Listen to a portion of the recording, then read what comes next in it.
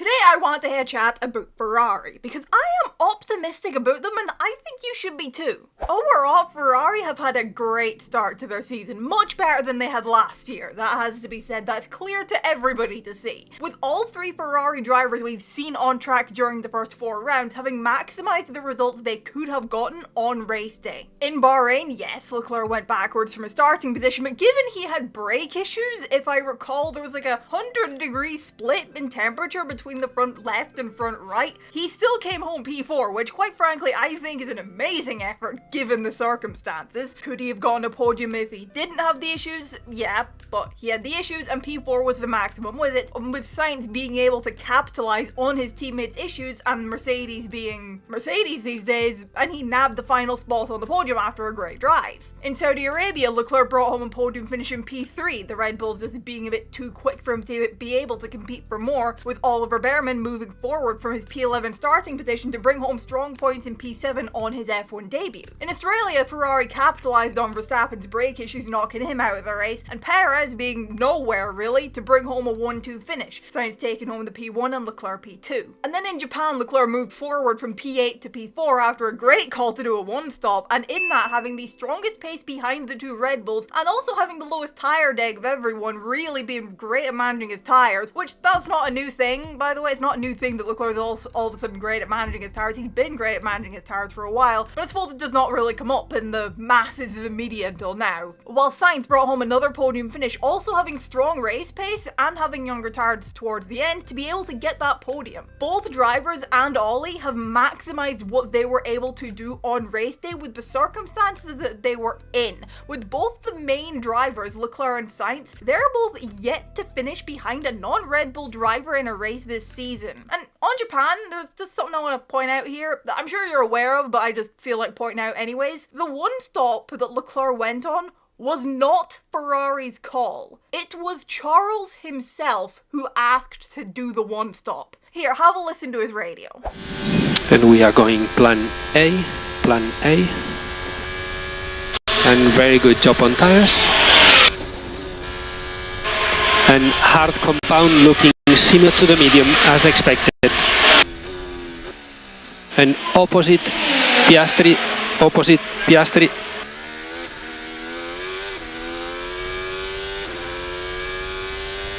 Plan B. Suggestion. Copy that. So if tires are good, we are happy with plan B. Tires are okay, but the lap times I'm weak now is the lap time I'll do later. And how many laps you can do at this pace? For now it's constant. I don't know when the drop-off will come. Plan C suggestion. Copy that. So at the moment we are on plan B and investigating to do plan C. Very good job on tires. Very good. We believe plan B is our best option, but with plan A tires. Why? The hard seems to be poorer than expected on the Mercedes. But we have a really good pace now, no? In this case, what will you stop now?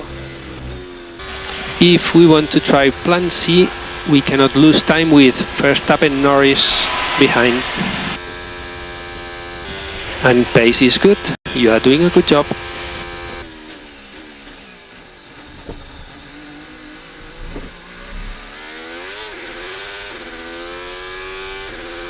Tires will recover if you want to try one more lap. Weakly. Box now, box. Box now, box.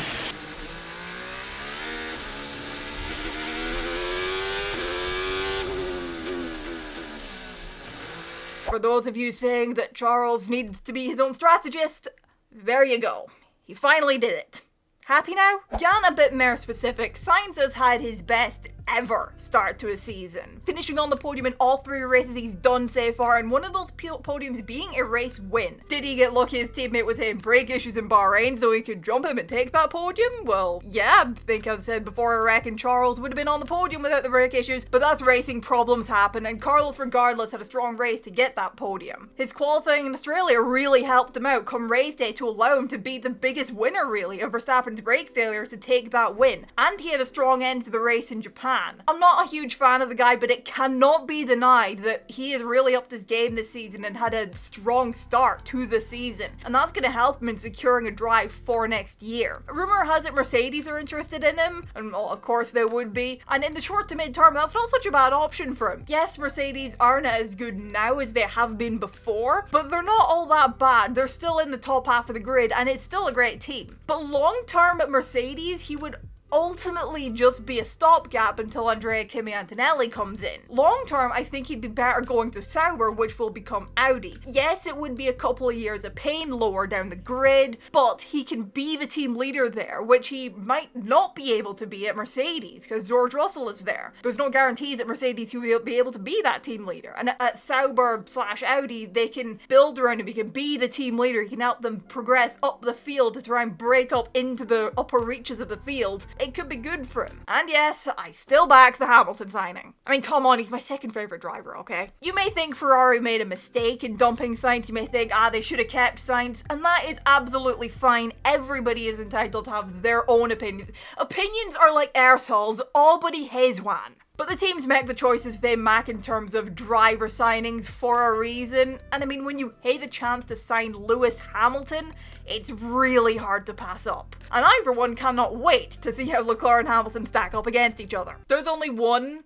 concern I have with that lineup though, and that's that between the drivers, it'll be fine, they'll be fine. Between the less chill, more unhinged sides of their respective fan bases, however, it is going to be a bloodbath.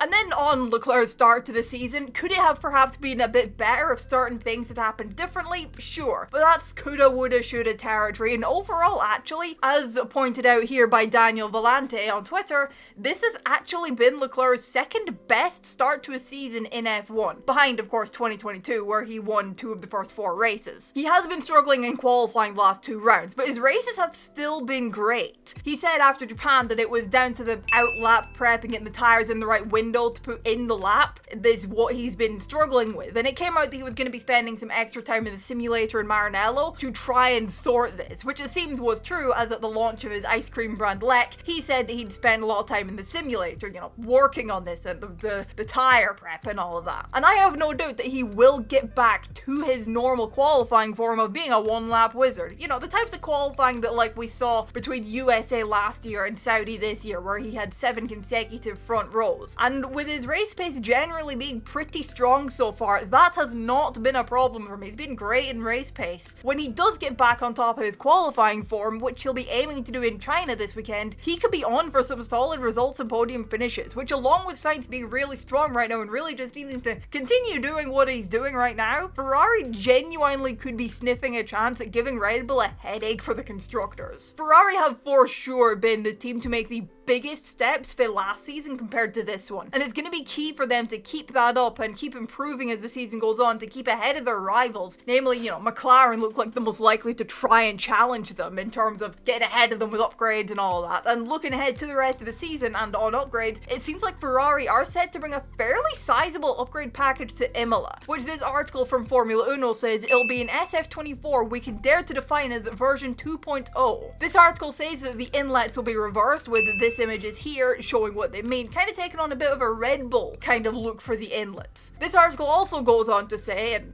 this was translated from Italian, by the way, so if you think the wording is a bit strange, then that is why. The most important innovation in terms of pure performance comes from the changes to the bottom, with a restyling of the conveyors. A minor upgrade to the front wing is also being finalised, and it's been decided not to bring anything forward to Miami for the moment. Changes to the Red 2.0 will also concern the switches on the cockpit sides. The article goes on to say that the technicians expect an increase of 1/10 in load and 1/10 in half efficiency. that being, you know, the gains they expect to make apparently, with the aim being to broaden the settings. But we'll see how much Ferrari do gain with the upgrades once said upgrades hit the track, which is set for Imola, of course. As it said there, they're not looking to, you know, part the upgrades between races. They're gonna be bringing it at Imola, as their aim will be to try and catch Red Bull and Verstappen and to try and close up to them, and as I said, really kind of give them a headache for the constructors, because genuinely Ferrari could be on for at least giving Red Bull a hard time in that. Drivers' Championship, not a chance, I don't think. Verstappen has that slowing up. Congratulations, Max, you're a 4-time world champion. Although, mind you, I could be completely wrong on that, you know? It's Formula 1, nothing is guaranteed. But what do you think of Ferrari right now?